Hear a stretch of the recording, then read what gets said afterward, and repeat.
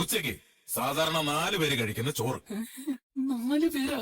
അതിനു വേണ്ട മീൻകറി, 20 പുഴുങ്ങിയ മുട്ട, അയക്കുറ ഫ്രൈ 3, പിന്നെ ഒരു കോഴിയെ ഫുള്ളോടെ നിർത്തി പൊരിച്ചത്. എങ്ങനെ തൂവലോടെയാ? ഓ, തൂവല വേണ്ട സാർ. ഓ ഭാഗ്യം. പിന്നെ ആട്ടിൻ സൂപ്പ്. ഇനി അതായിട്ട് കുറയ്ക്കുന്ന എന്തിന്? ആട്ടിൻ സൂപ്പ്. രാത്രി 20 ചപ്പാത്തി, അതിനു വേണ്ട മട്ടൻ കറി. ഇതെല്ലാം ദഹിക്കാനായി 2 ഡസൻ വാഴപ്പഴം. ഇത്രയും മതിയാ?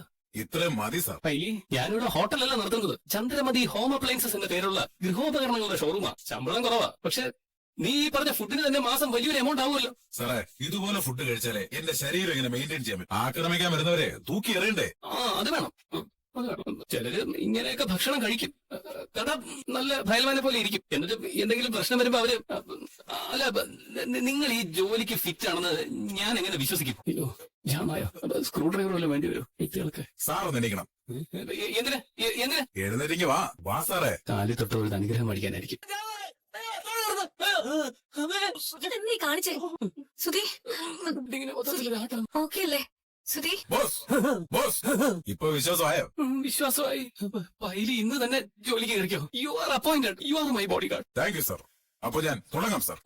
ശ്രുതി, എന്തൊരു കയ്യാ! എന്റെ കാലിന്റെ അത്ര ഉണ്ട്. എന്തായാലും ഇനി എനിക്ക് മുതലാളി എന്ന പേരില് സമാധാനത്തോടെ നെഞ്ചും തിരിച്ചിരിക്കാം. ഇനി ആര് വന്നാലും എന്റെ പൈലി നോക്കിക്കോളും. ഇനി ഒരു കത്തും വരില്ല. ശ്രുതി, അവന്റെ മെനു കേട്ടില്ലേ? രാത്രി 20 ചപ്പാത്തി എന്ന്. അതാണ് എന്നെ വീണ്ടും തളർത്തുന്നത്. നമ്മുടെ മോളെ കാത്തോളെ. അമ്മ എന്തു പറ്റി? എന്തിനായി കരയുന്നത്? എല്ലാത്തിനും കാരണക്കാരൻ നീ തന്നെയാ. എന്റെ വയറ്റിൽ തന്നെ പറഞ്ഞല്ലോടാ നീ. അമ്മേ, നീ കാരണം ഇനി എന്തൊക്കെ അനുഭവിക്കാൻ കിടക്കുന്നു. നീ എന്താണ് ഇങ്ങനെയായി പോയത്? ഞങ്ങൾ എന്തിനാ നീ കഷ്ടപ്പെടുത്തുന്നത്? എന്താ അമ്മേ കാര്യം? കൊന്ന പോലെ ദേഷ്യം തീരില്ല. അതിന് മാത്രം ഞാൻ എന്താ ചെയ്തേ? ആന്റണിയുടെ കൂട്ട് ഒഴിവാക്കണമെന്ന് നിന്നോട് ഇത്ര തവണ പറഞ്ഞതാ. നീ കേട്ടില്ലല്ലോ. ഇപ്പൊ അവൻ എന്താ ചെയ്തെന്ന് അറിയും നിനക്ക്? എന്താ ചെയ്തേ? ചുമ്മാ ആന്റണിയേട്ടനൊന്നും പറയാൻ നിങ്ങൾക്ക് ഓർക്കാൻ പറ്റില്ലല്ലേ? എടാ, അമ്മയോടും ചേച്ചിമാരോടും ഉള്ളതിനേക്കാൾ സ്നേഹം നിനക്ക് അവനോടല്ലേ? നിനക്ക് അവനല്ലേ മുഖ്യം? എടാ, നീ കാരണം ഈ മനുഷ്യൻ നേരത്തെ പോയത്. ഞങ്ങളെ കൂടി നീ പറഞ്ഞേക്ക്. എന്നിട്ട് നീ അവന്റെ കൂടെ കൂട്ടുകൂടി സന്തോഷത്തോടെ അമ്മ ഇങ്ങനെയൊക്കെ പറയാൻ മാത്രം എന്തുണ്ടായത്? രേവതി ആന്റണിയെ കാണാൻ ചെന്നപ്പോ അവനുണ്ടല്ലോ, അവളെ പിടിച്ച് തള്ളിയിട്ടു. തലയ്ക്ക് പരിക്ക് പറ്റി. എന്റെ മോളിപ്പോ ആശുപത്രിയില്ല. ചേച്ചിക്ക് എങ്ങനെയുണ്ട്? ചേച്ചി എന്തിനാ അവളെ കാണാൻ പോയത്? നീ അവളുടെ അനിയനായി പോയില്ലേ? അനിയൻ എന്ന് വെച്ചാൽ അവൾക്ക് ജീവനാ. ജീവൻ. പൊന്നനിയനോടുള്ള സ്നേഹം കാരണം അവൾ അവനെ കാണാൻ പോയത്. കുടിക്കാനും വലിക്കാനും ഒക്കെ തുടങ്ങിയത് ഞാൻ അവളോട് വിളിച്ചു പറഞ്ഞിരുന്നു. ആന്റണി കാരണം നീ ഇങ്ങനെ ആയതെന്ന് ഞാൻ പറഞ്ഞു. അതുകൊണ്ട് അവൾ അവനെ കാണാൻ പോയത്. എന്നിട്ട് ആ ദുഷ്ടൻ അവളെ ഉപദ്രവിച്ചു. നീ അവനെ തലേക്ക് ചിരിച്ചിരിക്കല്ലേ? നിന്നോട് ഇത്രയെങ്കിലും അവന് സ്നേഹം ഉണ്ടായിരുന്നെങ്കിൽ അവൻ എന്റെ ചേച്ചിയോട് ഇങ്ങനെ ചെയ്യുമായിരുന്നോ? അവനോട് കൂടലെന്ന് ഞങ്ങൾ എത്ര തവണ പറഞ്ഞതാണ് നിന്നോട്. നീ കേട്ടോ? എന്നിട്ട് ചേച്ചിക്ക് ഇപ്പൊ എങ്ങനെയുണ്ട്? എന്തിനാണ് നീ അതറിയുന്നേ? ചേച്ചിന്ന് വിളിച്ച മാത്രം പോരാ, കൂടെ പറപ്പിനോടുള്ള സ്നേഹവും കാണിക്കണം. നിനക്കതുണ്ടായിരുന്നെങ്കിൽ നീ അവളുടെ വാക്ക് കേൾക്കായിരുന്നില്ലേ? അമ്മ എന്തും പറഞ്ഞു, പക്ഷെ ചേച്ചിയോട് എനിക്ക് സ്നേഹമില്ലെന്ന് മാത്രം പറയരുത്. സ്നേഹം? അന്ന് സച്ചിൻ നിന്റെ കൈ പിടിച്ചപ്പോ എനിക്ക് അവനോട് ദേഷ്യം തോന്നിയിരുന്നു. പക്ഷെ ഇന്ന് ഞാൻ പറയാം, അന്നേ അവൻ ചെയ്തത് ശരിയാ. കൈ മാത്രമല്ല, നിന്റെ കാലം കൂടി തല്ലി പിടിക്കണായിരുന്നു. നിന്റെ രേവതിക്ക് എന്തെങ്കിലും സംഭവിച്ചാലുണ്ടല്ലോ, സച്ചിയല്ല ഞാനായിരിക്കും അത് ചെയ്യാൻ പോകുന്നത്. എന്റെ കൈയും കാലും തല്ലിയോട്ട് ഞാൻ. ദേവു, ഞാൻ വീട്ടിൽ നിന്ന് ഇറങ്ങുക. നീ ജംഗ്ഷനിലോട്ട് വാ. അമ്മ അതുവഴി വരാം. നമുക്ക് ഒരുമിച്ച് പോവാം. എന്തൊരടിയാവ അടിച്ചത്? അവനെ വെറുതെ വിടലേ ആന്റണിയേട്ടാ? അവൻ എന്നെ അടിക്കുമ്പോ നോക്കി നിന്നത് പോരായിട്ട് വെറുതെ വിടലത് അടിച്ചതിന്റെ. നിന്റെ അളിയനെ ആന്റണി അടിച്ചൊരു പരുവമാക്കിയിട്ടുണ്ട്. ശരത്തെ, നിന്റെ അളിയാണ് നമ്മൾ അവനെ വെറുതെ വിട്ടത്. വിടതാ. അല്ലെങ്കിൽ നീ എന്ത് ചെയ്യണ? എന്ത് ചെയ്യുന്നു? ഇത്രയല്ലേ പറ്റുള്ളൂ. സച്ചിയുടെ നിന്നെ കൊല്ലാതെ വിട്ടത് ഭാഗ്യം എഴുതിക്കോ. അതിൽ സന്തോഷിക്കും. ശരത്തെ, എന്താണ് നീ ഇങ്ങനെയൊക്കെ പറയുന്നത്? എല്ലാത്തിനും ഞാൻ നിങ്ങളുടെ കൂടെ നിന്നിരുന്നു. നിങ്ങളുടെ കൂടെ കൂടരുതെന്ന് എന്റെ ചേച്ചിമാരും അമ്മയും പറയാത്ത ദിവസങ്ങളില്ല. അവര് നിങ്ങളെ കുറ്റപ്പെടുത്തുമ്പോ ഞാൻ വിട്ടുകൊടുക്കാറൊന്നുമില്ല. എപ്പോഴും നിങ്ങളുടെ ഭാഗത്ത് മാത്രം നിന്നു. കൂടെ നിന്നവനോട് തന്നെ നീ ഇങ്ങനെ ചെയ്തു അല്ലേ? ഞാൻ എന്താണ് ചെയ്തത്? നിന്റെ അളിയനാണ്. നിർത്ത. എന്തിനാ സച്ചിയേട്ടനെ പറയുന്നത്? നീ എന്റെ ചേച്ചി തള്ളി താഴെയിട്ടില്ലേ? തലയ്ക്ക് പരിക്ക് പറ്റി. എന്റെ ചേച്ചി ഇപ്പൊ ഹോസ്പിറ്റലാ. അത് ശരത്തെ, അങ്ങനെ ചെയ്തിട്ടില്ലെന്നാണ് പറയാൻ വരുന്നത്. നിന്റെ ചേച്ചി ഓവറായിട്ട് സംസാരിച്ചപ്പോ നിങ്ങൾ ചേച്ചിയുടെ മേലെ കൈവെക്കുവാണോ വേണ്ടത്? എന്നോട് പറയണമായിരുന്നു. അല്ലാതെ ചേച്ചി ഇങ്ങനെ ചെയ്യുവാണോ വേണ്ടത്? ഓക്കെ, നിങ്ങൾ എന്റെ ഫ്രണ്ട് ആയിരിക്കാം എന്ന് കരുതി നിങ്ങൾ എന്റെ ചേച്ചിയെ എന്ത് ചെയ്താലും ഞാൻ ചുമ്മാ ഇരിക്കുമെന്ന് നിങ്ങൾ കരുതണ്ട. എന്നെ വളർത്തിയത് എന്റെ ചേച്ചിയാ, എന്റെ ജീവനാവേ. അവരെ തൊട്ടത് ഏതവനായാലും ഞാൻ വെറുതെ വിടില്ല. കുറച്ച് കാശ് കിട്ടും, എനിക്കും കുടുംബത്തിന് അതൊരു ആശ്വാസമാവുമല്ലോ എന്ന് കരുതിയ. നീ തെറ്റാണ് ചെയ്യുന്നു അറിഞ്ഞിട്ടും നിന്റെ കൂടെ ഞാൻ നിന്നത്. നിങ്ങൾ എന്തും ചെയ്യുന്നവരാണെന്ന് എനിക്കറിയാം. പക്ഷെ എന്റെ ചേച്ചിയോട് ഇങ്ങനെ ചെയ്യുന്നു ഞാൻ കരുതിയിരുന്നില്ല. ചേച്ചി ഹോസ്പിറ്റലുണ്ട്. നീ വാ. ഈ ചെയ്തതിന് നീ ചേച്ചിയോട് ക്ഷമ ചോദിക്കും. ഞാൻ എന്തിനാണ് നിന്റെ ചേച്ചിയോട് എന്ന് ക്ഷമ ചോദിക്കുന്നത്? ഞാൻ അങ്ങോട്ട് ചെന്ന് നിന്റെ ചേച്ചി അടിച്ചതാണോ? അവർ ഇവിടേക്കല്ലേ വന്നത്? നിന്റെ ചേച്ചി എന്റെ നേരെ തല്ലാനായിട്ട് കൈ വാങ്ങുമ്പോൾ ഞാൻ എന്താ ചുമ്മാ നിൽക്കണം? നിന്റെ ചേച്ചി ആയതുകൊണ്ട് ഇവിടെ നിന്ന് പോകാൻ വിട്ടത്. അല്ലായിരുന്നെങ്കിലേ അല്ലായിരുന്നു നീ എന്ത് ചെയ്യണം? സച്ചേറിന്റെ കയ്യിൽ നിന്ന് വേണ്ടത് വാങ്ങിച്ചതിന്റെ ഒന്നും വേദന മാറിയിട്ടില്ല. എന്നിട്ടും നിന്റെ വീരവാദത്തിന് ഒരു കുറവില്ല. വീട് കിടക്കുന്നവനെ ചവിട്ടരുതെന്നല്ലേ പറയാറ്. അതുകൊണ്ട് ഞാനിപ്പോ നിങ്ങളെ ഒന്നും ചെയ്യുന്നില്ല. നീ എന്റെ ചേച്ചിയുടെ മേലെ കൈവച്ചു. അതോടെ നമ്മൾ തമ്മിലുള്ള ബന്ധം അവസാനിച്ചു. ഇനി ഞാൻ ഇവിടേക്ക് വരില്ല. നീ എന്റെ മുമ്പിലേക്ക് വരരുത്. ഇന്നത്തോടെ എല്ലാം അവസാനിച്ചു. ബൈ. ശരത്തെ എടാ, അവൻ പോട്ടെ. രേവതി അവന്റെ ജീവനാ. എങ്കിലും ഇത്രയും ഞാൻ പ്രതീക്ഷിച്ചില്ല. ഇനി അവൻ എന്റെ കൂടെ ഉണ്ടാവില്ല. ചെറിയ പയ്യൻ. അവൻ എന്തറിയാം ആന്റണിയെ കുറിച്ച്? അവന്റെ കഷ്ടകാലം തുടങ്ങിക്കഴിഞ്ഞു. ഡോക്ടർ, ഞാൻ രേവതിയുടെ ഹസ്ബൻഡ്. ആ റിപ്പോർട്ടൊക്കെ നോക്കി എല്ലാം നോർമലാ, ഒരു കുഴപ്പമില്ല. മുറിവുള്ളത് കൊണ്ട് ഫീവർ വരാൻ ചാൻസ് ഉണ്ട്.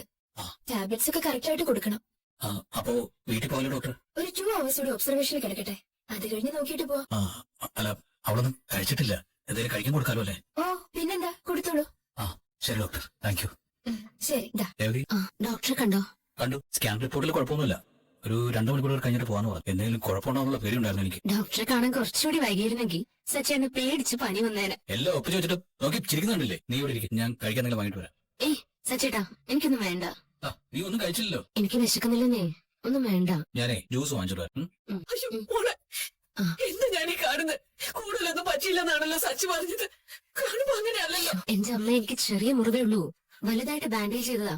സ്കാനിംഗ് റിപ്പോർട്ട് കിട്ടി, കുഴപ്പമൊന്നുമില്ലെന്ന് ഡോക്ടർ പറഞ്ഞേ. മോളെ പതുക്കെ. നീ എന്തിനാ മോളെ തനിയെ ആന്റണിയെ കാണാൻ പോയെ?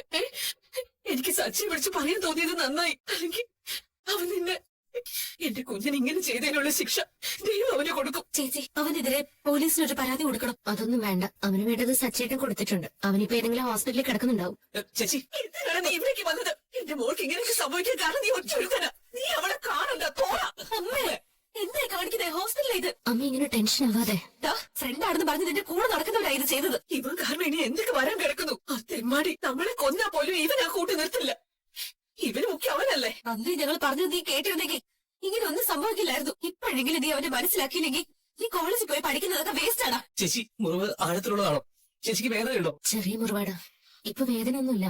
സ്കാൻ ചെയ്തു, കുഴപ്പമൊന്നും ഇല്ലെന്നാ ഡോക്ടർ പറഞ്ഞേ. ചേച്ചി എന്തിനാ അവനെ കാണാൻ പോയെ? ശരിത്തെ, നിന്റെ ഭാവിയെ കുറിച്ച് ഓർക്കുമ്പോ എനിക്ക് പേടിയാവുന്നടാ. അവന്റെ കൂടെ കൂടി ചില മോശ ശീലങ്ങൾ നീ തുടങ്ങി. ഇങ്ങനെ പോയാ എന്റെ ലൈഫ് എന്താവും? നീ അവന്റെ കൂടെ കൂടി അവൻ പറഞ്ഞ വഴിയിലൂടെ പോയതുകൊണ്ടാ നമുക്ക് നമ്മുടെ അച്ഛനെ നഷ്ടപ്പെട്ടത്. എനിക്കും എന്തെങ്കിലും സംഭവിക്കുന്നുള്ള പേടിയാ എനിക്കിപ്പോ. നിന്നെ കുറിച്ച് നമ്മൾ ഒരുപാട് സ്വപ്നം കണ്ടു. നീ പഠിച്ച് വലിയ നിലയിലെത്തും, ഒരു നാൾ നമ്മുടെ കുടുംബത്തിന്റെ കഷ്ടപ്പാടൊക്കെ മാറും എന്നൊക്കെ ഞാൻ വിശ്വസിച്ചു.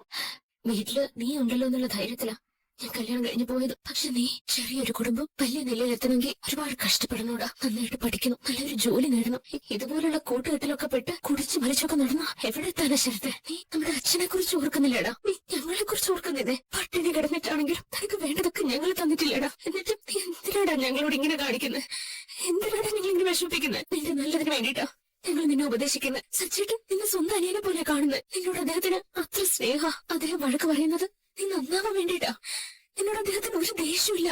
നീ അതൊക്കെ ഒന്ന് മനസ്സിലാക്കടാ. ചേച്ചി, സോറി ചേച്ചി, ഞാൻ കാരണം ചേച്ചിക്ക് ഇങ്ങനെയൊക്കെ സംഭവിച്ചു. എന്നോട് ക്ഷമിക്ക്. ആന്റണി ഇങ്ങനെ ചെയ്യുന്നു ഞാൻ കരുതിയതല്ല. ഒക്കെ എന്റെ തെറ്റ്. നിങ്ങൾ പറഞ്ഞത് ഞാൻ കേൾക്കണമായിരുന്നു. അവനെ ഞാൻ വിശ്വസിച്ചു പോയി. നിങ്ങളെക്കാൾ വലുതായിരിക്കും മറ്റാരുമില്ല ചേച്ചി.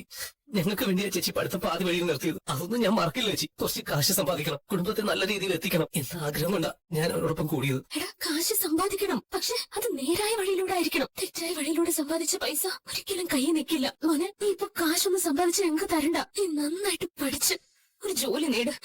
അത് കണ്ടാ മതിയടാ ഞങ്ങൾക്ക്. നിങ്ങൾ എല്ലാരും പറയുന്നത് ഞാൻ കേൾക്കാം. ഇനി ഞാൻ ആന്റണിയുടെ കൂടെ പോവില്ല ചേച്ചി. ഞാൻ ആന്റണിയെ കണ്ടിട്ടാ ഇങ്ങോട്ട് വന്നത്. ഇനി നമ്മൾ തമ്മിൽ ഒരു ബന്ധവുമില്ല. നീ ഇനി എന്റെ മുന്നിൽ വന്നു പോകരുത് എന്ന് ഞാൻ അവനോട് പറഞ്ഞിട്ടുണ്ട്. എന്റെ ചേച്ചിയുടെ മേലെ കൈവച്ചവനവൻ. ഇന്നു മുതൽ അവൻ എന്റെ ഫ്രണ്ടല്ല, എന്റെ ശത്രുവാണ്. സന്തോഷായിടാ ഞങ്ങൾക്ക്. എപ്പോഴെങ്കിലും നിനക്ക് നല്ല ബുദ്ധി ഉദിച്ചല്ലോ മോനെ.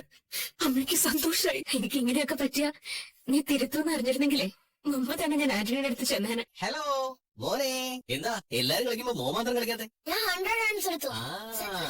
Very good. കളിക്കുള്ളൂ. ആണോ? എന്നാ റെസ്റ്റാ. ഓ അപ്പോഴേ മോൻ തന്നെ നാളത്തെ സച്ചിൻ. അപ്പോഴേ നമുക്ക് രണ്ടുപേർക്കും കൂടെ ഒരു സെൽഫി എടുത്താലോ? എന്തിനാ? അതെ, മോൻ ഭാവിയിൽ വലിയ സച്ചിൻ ടെണ്ടുൽക്കർ ആവുമ്പോ മോനെ അങ്കിളിനെ ചെറിയ കുട്ടിയായിരിക്കുമ്പോഴേ അറിയാതെ എല്ലാവരുടെ പറയാലോ. എടുത്തു. മോനൊന്ന് ചിരിച്ചേ. Okay okay.